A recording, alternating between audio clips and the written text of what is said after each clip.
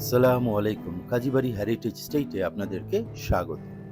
আমাদের এই হাভেলিটি ১৮২০ সালের বহু পূর্বে পুরনো হাভেলি ভেঙে নতুনভাবে নির্মাণ করা হয়।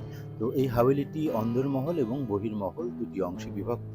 দক্ষিণ দিকে বিশাল রাজকীয় বাগান ছিল, বাগানের ফটক, ঘোড়াগাড়ির রাস্তা ছিল এবং লাঠিয়ালদের ঘর, এবং উত্তর দিকে ধুলাইখাল সংলগ্ন মাঝির ঘরের ভগ্নাবশেষ এখনো টিকে আছে। তো এই হাভেলিটি অন্দরমহলে আমরা সেই অসংখ্য কামরা দেখতে পাচ্ছি, এবং অন্দরমহলে চৌকোনো উঠানটি আমরা এখানে দেখতে পাচ্ছি। এই উঠানটি পূর্বে আ মৃ আ আ নিজেদের আ বাসার মহিলা এবং যে বাচ্চারা এখানে খেলা করত। এখানে আমরা সেই সিঁড়িঘরটি, যেটি ২০০ বছরের পুরনো, সেই সিঁড়িঘরটি দেখতে পাচ্ছি। সিঁড়িঘরটির একতলাতে রয়েছে সেই পুরনো সিন্দুক ঘর, যেটি এই সিঁড়িটি দিয়ে উপরে উঠে ২য় সিন্দুক ঘরে যাওয়া যায়। আর সম্মুখে রয়েছে একটি ছোট কবরস্থান, যেখানে সেই ১৮২২ সাল, ২৬ সাল, ১৮৮০ সালের সেই কবরগুলো অবস্থিত। এটি হচ্ছে বাগানের পর্দাটি আমরা এখানে দেখতে পাচ্ছি। এর ওদিকের অংশে ছিল বাগানটি, এবং অন্দরের পর্দার এপাশে ছিল অন্দরমহল। এবং এটি হচ্ছে গিয়ে সেই অন্দরের ঘাট, যেটি ধুলাইখাল যখন আ উন আ ১৯৬৭ সাল পর্যন্ত এই ঘাটটি এখানে অবস্থান ছিল।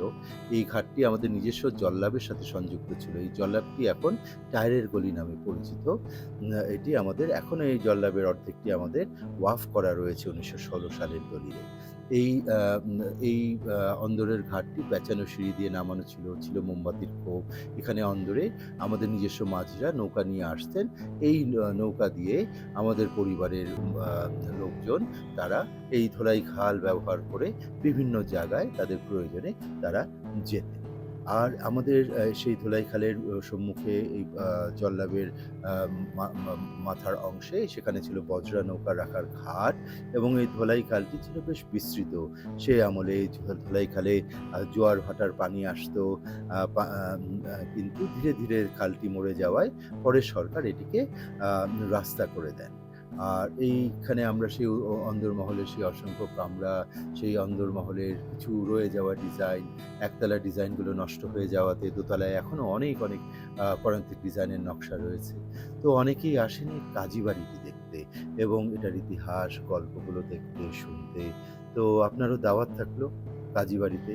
আপনারা আসবেন, আপনারা দেখে যাবেন পুরনো ঢাকার ইতিহাস, ঐতিহ্য, কাজী বাড়ির গল্প, ইতিহাস, হারিয়ে যাওয়া সেই আ গল্পগাথা। ধন্যবাদ। আসসালামু আলাইকুম।